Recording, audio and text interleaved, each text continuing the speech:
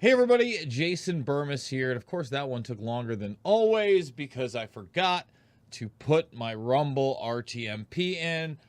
We got a broadcast here where we're going to have to go over to the uncensored portion off of YouTube, and this is a trial run to try to get Podbean working on the audio end and get you guys to call in live. So if we're able to do that, I'm going to be taking calls through the Podbean app only.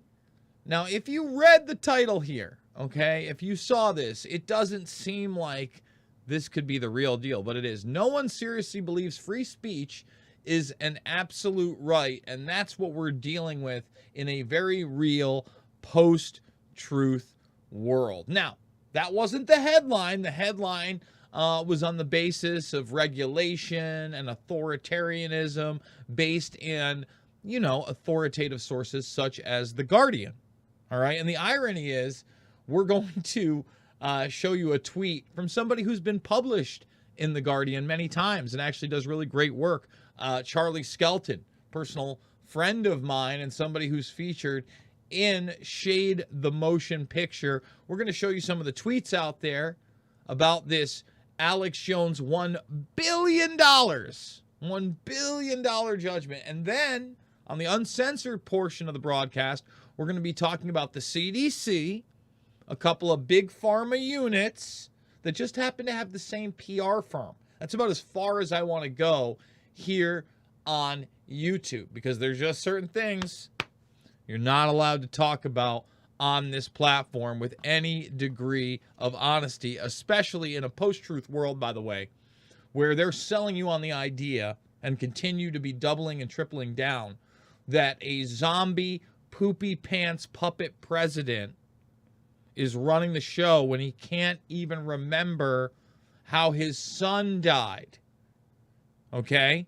Joe Biden, again, this isn't a gaffe, started talking about how his son died in Iraq. Now, look, he's had multiple mental and physical breakdowns on camera when mentioning his son passing away, which especially is understandable of a father losing their child and suffering from basically dementia in the later portions of their life.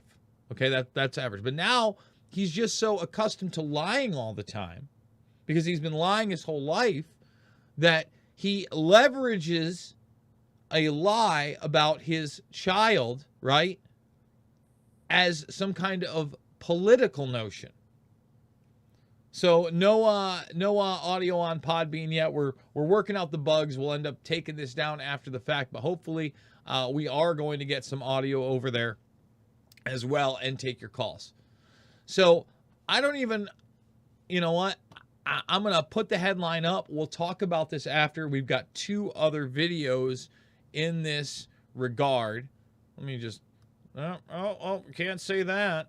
Yeah, there's some concern there, especially in a post-truth world. All right? So let's put this into perspective. The largest fine paid by a banking executive responsible for the 2008 financial crisis was $67.5 million. And we've discussed ad nauseum, at length, what? That these companies that end up getting the rights of human beings and people, okay, what? The people that run them, they don't get really criminally charged, do they? They don't do real time, even when they cause massive amounts of death. But let's go after Alex Jones. Denise Syens, thank you for everything you do. Thank you for supporting the stream over at Rockfin and giving me that tipski and hutch. It is much appreciated. Let's get to the next one here, okay? Alex Jones lying and Pfizer lying, both trending. One with a penalty, the other without. This is MIA, by the way, who's been one of the few celebrity advocates for Julian Assange. Now, there's a story out there by Glenn Greenwald, who used to work for The Guardian. All right, we're going to show you this Guardian. It's an article. It's crazy. It's nuts. It's over the top. Okay? He's saying that the threat of impeachment and that whole process is what stopped Trump from pardoning Julian Assange. I have not read that piece, but we will be reading it. Okay, so once again, Alex Jones lying and Pfizer lying, both trending. one with penalty, the other without. If you have no critical thinking faculty, this is about as crazy as we should get before a nuclear war wipe out the human race. We've been talking a lot about that. And let's hope all that's wrong. But this is how wild we're in cartoon verse. We're in wild times. And it's all about the post-truth world and all about narrative control beyond Shady Hook. Patrick Bet David. The PBD podcast got a strike today for Richard Gage's interview on 9/11. YouTube called it hate speech. You're not allowed to talk about 9/11 and be an architect and engineer. We had him on the program discussing this here. All right? We're appealing the strike. We can't go live for a week due to this strike. However, we are going live on valuetainment.com. There's the link. Hate speech.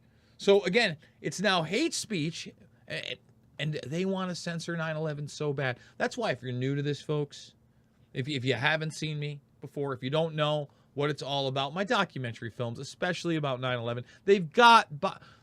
Fabled Enemies has Biden in it covering up the money exchanges between the Pakistani ISI and the alleged hijackers. He's on camera twice. All right? No one... Fabled Enemies, please watch it. Loose Change, please watch it. They are trying to come with the ban hammer on everything outside of their quote-unquote great narrative on behalf of their quote-unquote great reset, which is repackaged New World Order garbage. And that's why Invisible Empire and New World Order Defined and Shade the Motion Picture also free of charge and still important, very relevant, okay? Especially in the post-truth world they're building. So, there's some other stories in a minute I want to go over, but here's my boy, Charlie Skelton, talking about Jen Psaki, somebody who professionally lied for a living and devastated the lives of millions of people, tens of millions, hundreds of millions of people, on behalf of, again, an outward puppet. A man that you wouldn't let run a Burger King on a night shift for 2 hours as a stand-in. Okay? The damage Alex Jones has done to the lives of these families is horrific. Nearly $1 billion doesn't solve the pain. But also true, the end of InfoWars would be a public service. We don't want other viewpoints. We don't really believe in freedom of speech. And in this article, right here, they lay it out. Again, right here, look at this. Only proper online regulation can stop poisonous conspiracists like Alex Jones. And I couldn't help myself because I wanted to X this out, but I want to see people to see what they shill for every day. Support climate journalism. The world can't wait. They're outwardly telling you it's about sustainability, your standard of life plummeting, you accepting an authoritative narrative that is not free speech, because none of us really believe in free speech. You actually have to read these articles more than the headline. You scroll down to almost the end. No one seriously believes free speech is an absolute right. The British government is now making desperate attempts to define such concepts as causing offense and legal but harmful. The thought police are here. Believe the hype. They are going after anyone who questions anything that is not from scum like The Guardian. That's hate speech now. And no matter how abhorrent the things that you believe in, AJP Morgan, you don't ban somebody from banking. Okay, that's not how it works. That's not how it works, but that's how it's working now. You think that they stopped banking with cartel members and representatives of those cartels and even heavy hitter cartels, the big ones, the ones in government? Of course not. Look into BCCI. You think all the banks that deal with the Central Intelligence Agency and their apparatuses around the world, their signature reduction program, are they going to stop them for their beliefs or their actions? Absolutely not. Absolutely not. Now, before we go to the uncensored portion of the broadcast, I want to show you how twisted this post-truth world truly is, okay? If we focused one iota on literally the dozens of stories that are out there daily of actual child predators and brought awareness. I'm just going to show you 3 horrific examples. All right? And we focused, for instance, did the Epstein victims, did they get almost $1 billion? Wasn't he a billionaire?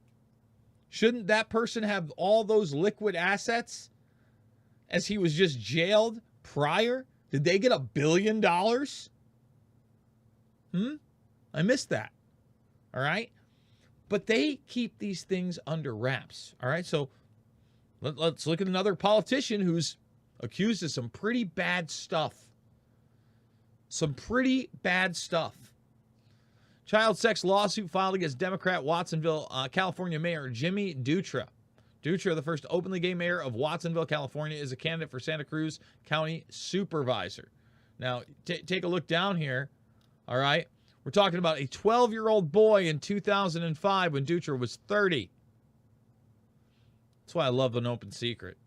Dalton Report's another great one. This shows you how monsters walk among us every single day.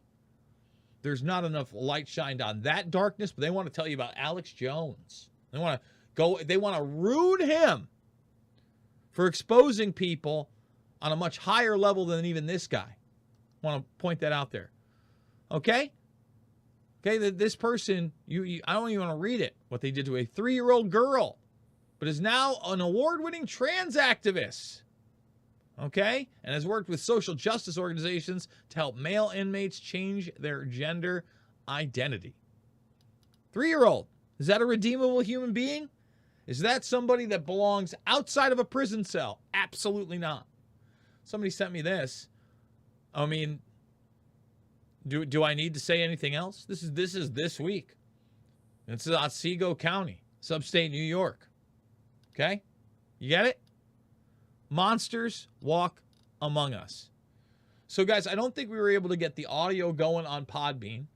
I want to move things in the direction of this story right here. We can't do it on YouTube. I want you to thumbs it up, subscribe, share. We didn't even get 100 likes on YouTube. Barely built an audience, but what can you do? It's only the subjects that matter. It's only the Guardian saying that free speech isn't an absolute right, and nobody believes that. And that's what Kevin Roose of the New York Times basically said when we interviewed him, trying to equate everything into hate speech. Remember, that questions anything. They're already talking about 9/11. All right?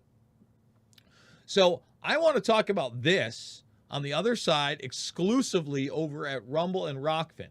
Now, if you are a Rockfin subscriber, because it's on premium, I would encourage you to go watch it over there. $9.99 a month or $99.99 for the year. If not, we'll be rumbling. But I also want to advise people that we've got exclusive content over at Red Voice Media. This is why we're running these tests. We're going to be doing it 4 days a week, 8 a.m.